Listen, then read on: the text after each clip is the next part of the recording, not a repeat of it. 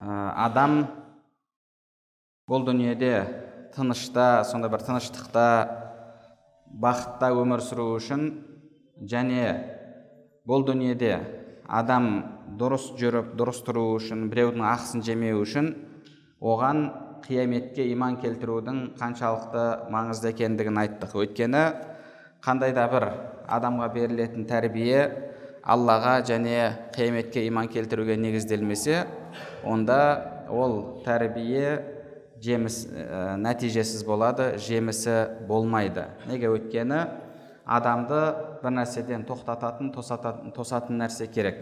Егер оған тек қана жай ғана ұят болады, адамдардың жағдайын ойла, олардың ақысын жеме деген сөзді айтатын болсаңыз, адамда оның есесіне маған не болады, не үшін мен ол істеуім керек деген секілді сұрақ туындайды.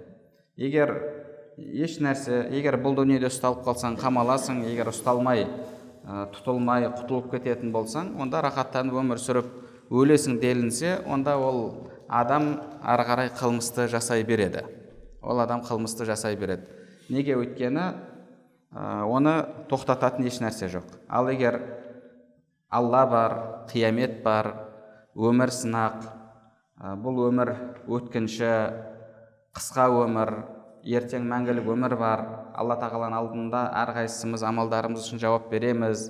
Пенделердің ақысын жеген адамның Алла тағала күнәсін ақысы желінген пенде кешірмейінше кешірмейді деген секілді осындай бағанағы иман болатын болса, жүректе сол кезде тәрбие пайда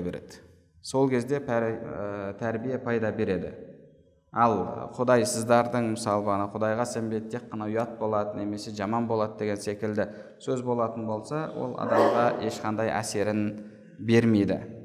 Сол үшін де яғни адам бұл дүниеде дұрыс жүріп, дұрыс тұру үшін ақиретке иман келтірген болуы керек. Яғни жәннат, тозақ деген дүние, жәннат, тозақ деген сенім болуы керек.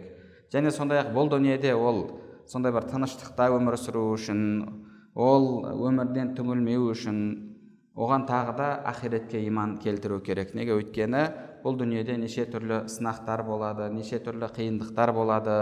Соның барлығында адамды жұбататын, адамға демеу болатын бірақ нәрсе бар.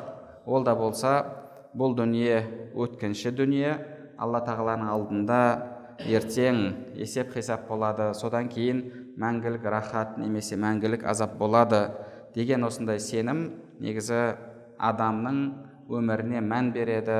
Адамды түрлі қиындықтарға тап болған кезде қолтығынан сүйреп, былайша айтқанда, алып шығады.